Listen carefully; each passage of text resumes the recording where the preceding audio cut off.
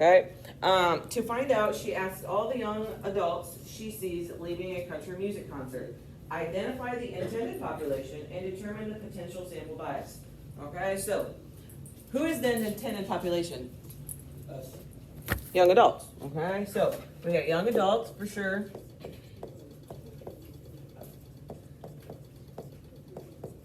Okay, what is the sample bias? What is the potential sample bias? So it is telling you that it is biased. What is wrong with this? It's only people that are leaving the concert. What kind of concert? Like Country concert. So, which is the okay, so a lot of people maybe don't listen to country, so you can't really ask people leaving a country music concert, because what if they listen to rap music? They're not going to be there, okay? And it's not like, I would say, typically, rap and country don't go together. So like, for most people, it's kind of one or the other. So you're not going to find different types of people. So that is the sample bias, okay? It would be the country music.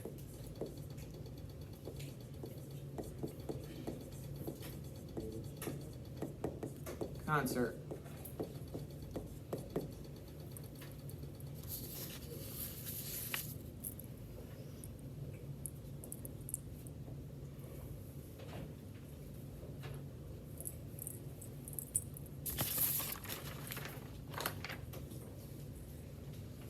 Okay, number 2 says members of a town council want to know whether they should extend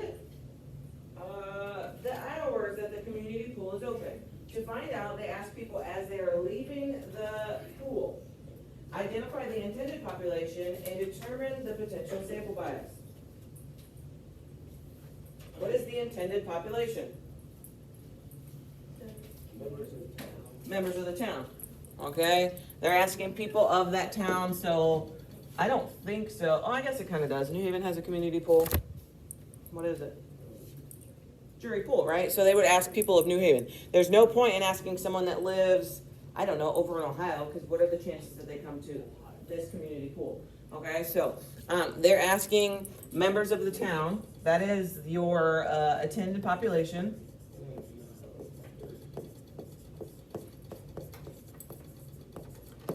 Okay, what is the sample bias? The people leaving the pool. What do you think that their response is going to be? If I say, hey, people leaving the pool, would you like extended hours? Would you like the pool to be open until 10 o'clock? What do you think their answer is going to be? Yeah, right, because they use the pool. Okay, so, Musa, put that up. Okay, so the potential sample bias is they're only asking people leaving the pool. Okay, they're not asking everyone in the town. They're literally only asking people that are leaving the pool.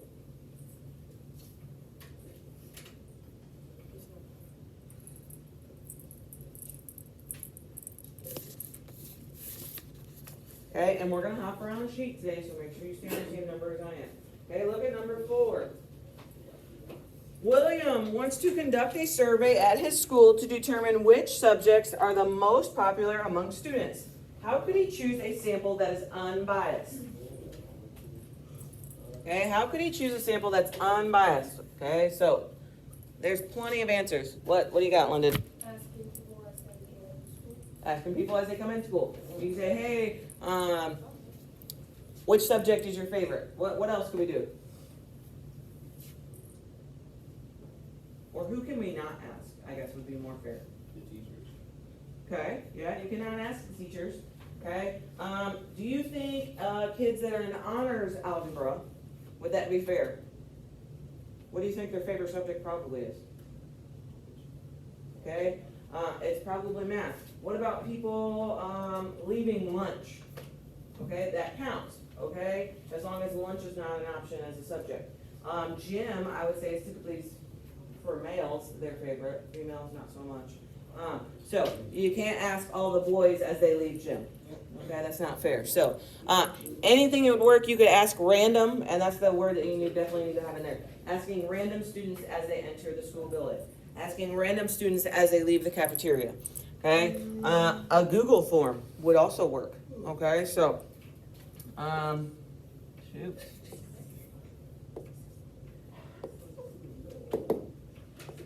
board speaking today.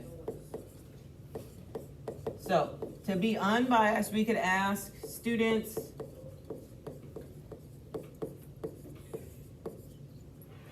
you be quiet, you too. Asking students as they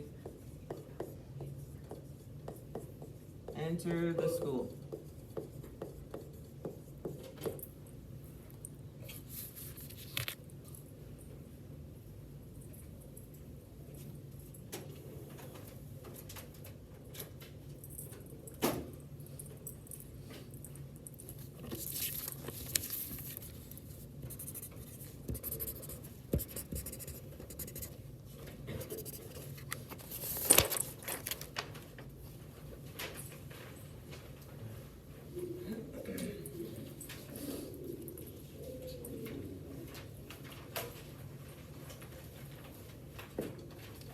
Okay, number 5, an online survey asks, do you support building a new football stadium which will be funded by increased tax?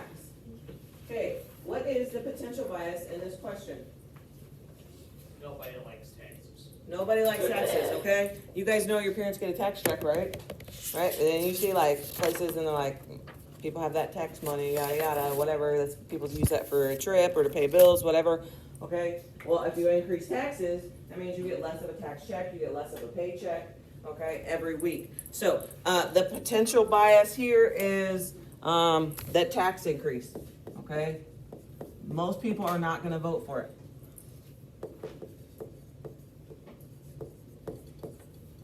Okay, whose interest may be served by the question? Okay, so who gained something from this?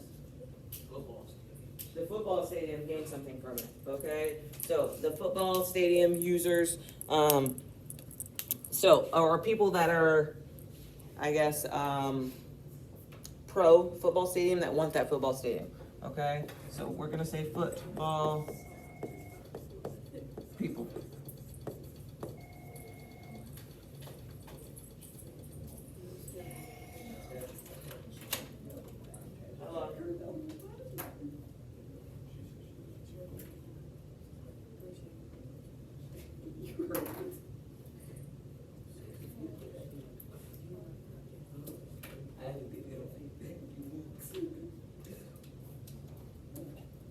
I don't know. I'll call you back in a little bit.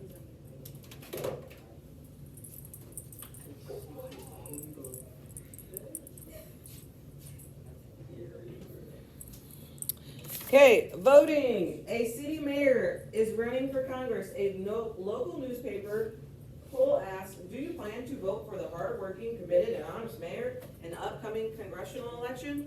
Okay, what is the potential bias? What's the bias there? Yeah, okay, so he's talking about all these things. So you're not gonna be like, do you wanna vote for a backstabbing mayor, right? Nobody's gonna pick that one. They're gonna say like, the hardworking mayor, okay? So, anything that you wanna write there, you can write hardworking, committed, whatever, honest man, or just the positive things about the mayor, okay? I'm gonna write hardworking.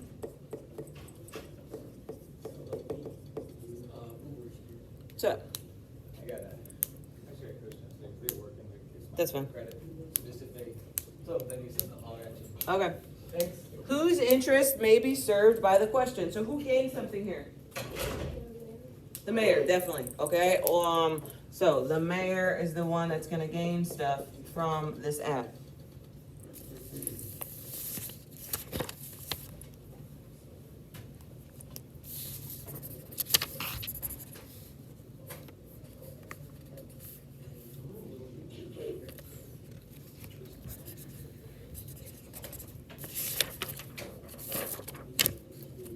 Jabarius, quit running your mouth this morning.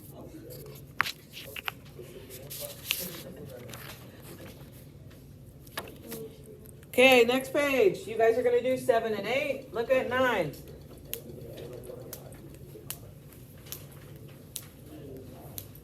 Okay, cars. Marisol counts the number of red cars she passes on her way to work to school each day for 10 days. The numbers are 5, 2, 4, 4, 13, 15, 3, 6, 2, 4. find the median, mean mode of the data. Okay, and then they want to know, does this accurately measure? And we're going to talk about that because that's a little add-on today. Okay, so what is the mode? What number occurs the most? 4. Okay, the median.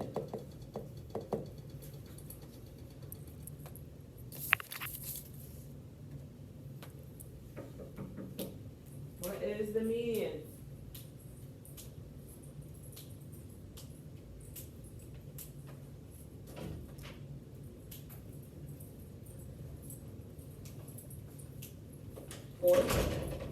Okay. And then, huh? And then the mean. What is the mean? 5? I'm gonna go with no.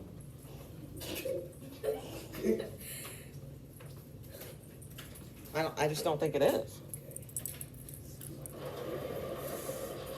Well, that's funny. 4.8 sounds better.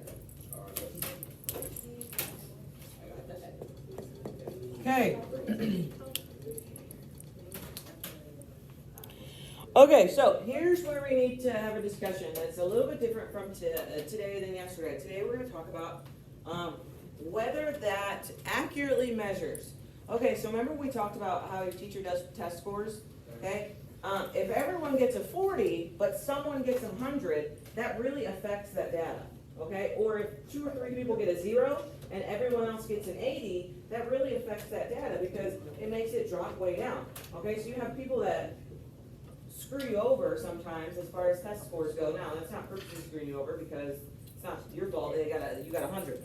Okay? However, when that does that, and what they do, they call that an outlier. Okay? An outlier is when all the numbers are grouped like here, and you have one number, so we can see most of them are, we'll say under 10, right? Or under 8. We have one that sticks out. What is it? The 15. Okay, so if you have something and they're all around 20, and then you have a 2,000, that's an outlier. Okay, it messes with your data. So, which measures is appropriate to summarize the data? So the mean is definitely affected by the outlier because it messes with your average.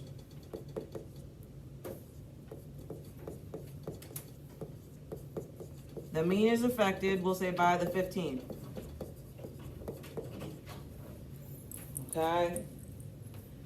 The mode does not change. The median does not change. But our mean now is almost 5 because of that 15. Okay? Whereas if you would have taken out that 15 and add them all up and then divided, it would not be that high. It would probably be around 3 to 4, which is what it should be.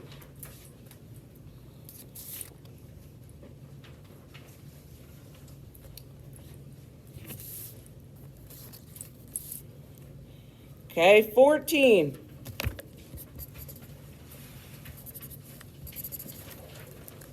No, 10, I'm sorry.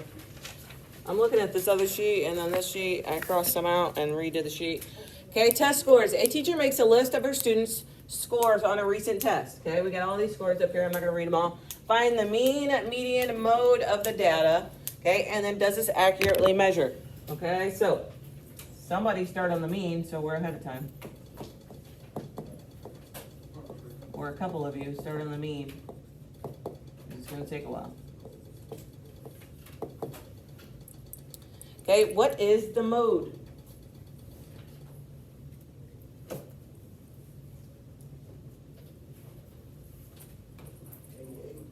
Huh?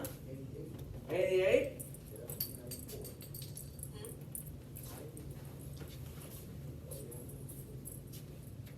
Somebody said 94, somebody said 88. It's 94.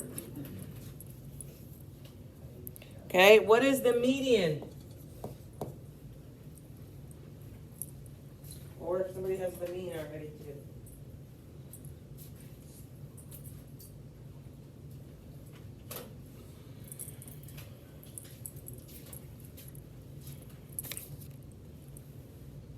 What's the median? You guys are all just sitting there assuming someone else is gonna do it, and nobody does, and that's why yesterday your sheet took forever and every other class took 10 minutes.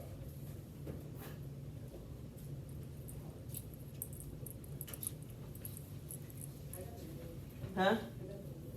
You got the mean? What is it? 88.8. Does somebody agree with that mean? Okay. And then the median.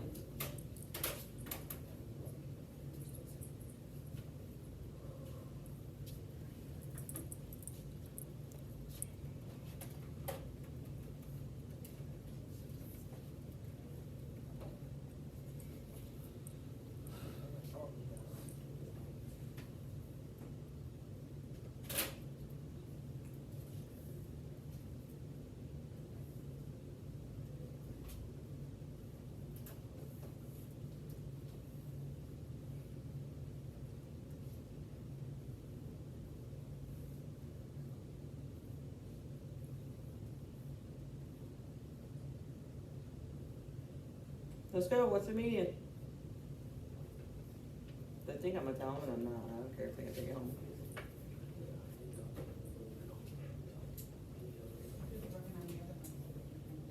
I don't care. I don't have any of the back page, so. 92. Somebody agree? Why wouldn't you say it if you already had it? It's 91. Okay. Take a second and look at all the numbers. Is there an outlier? Yes. What is it? 54. 54. And what grade is that? F. Most people got an A or B. Okay, and we have one that got an F. Okay, so the outlier is going to be that 54. Is that what it says? 54. Okay, and what do you think that affects? It definitely affects the mean, and that's typically what it's going to affect. Okay, so it affects the mean.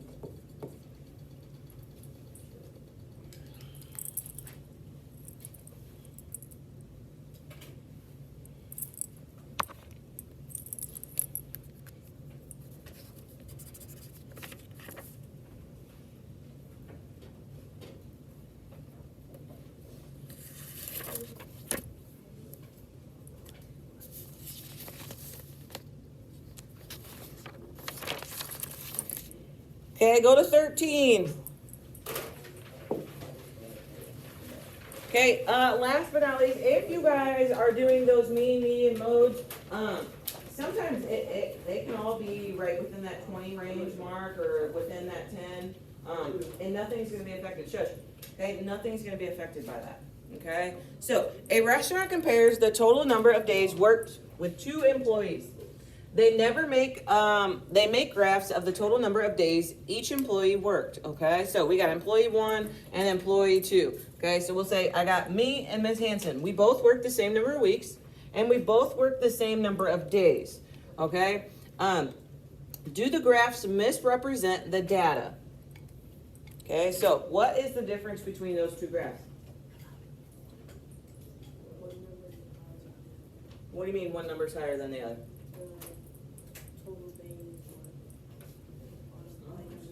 Okay, this is me and this is Hanson.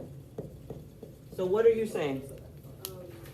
Your hours on the day's work are higher than Mine. they're not higher, but like they're the same, but like the numbers like beside it, like to count the hours are higher. Okay. Well, the left one goes up by 5, the one on the right goes up by Okay, and that's what she's trying to say. So the graphs look different, but are they different? We both work, we know that Hanson and I both work the same amount of hours. We work the same amount of weeks.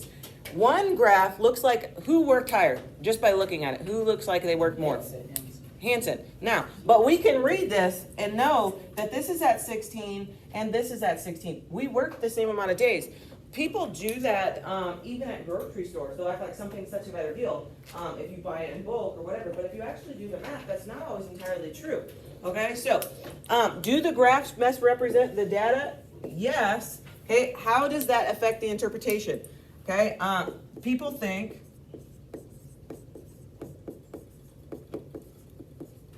We're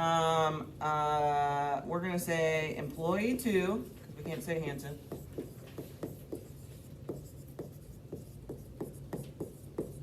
Worked more. Okay, what this is called is the axis, and they jump. We can see that this one jumps by 5, 5, 5, 5, whereas this one goes from 2 to 4 to 6 to 8. Okay, and it really creates a different picture, and people do that to try to trick you. Okay.